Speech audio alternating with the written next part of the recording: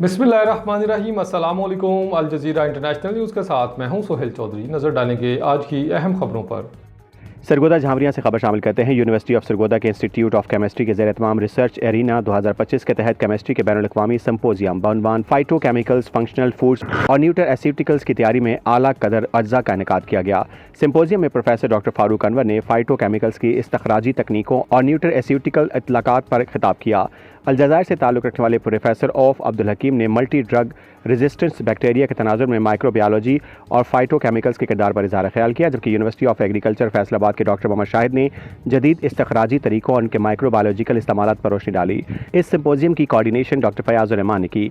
Vice chancellor university of Sargodha professor doctor Qaiser Abbas ने international symposium में खिताब करते हुए कहा कि तहकीक पर मबनी तालीम असातिज़ा और तलबा में जिद्दत, अमली सीखने और हकीकी मसाइल के हल की सलाहियत को फ़रोग देती है। रिपोर्ट ज़फ़र अब्बास, तहसील रिपोर्टर शाहपुर झामरिया।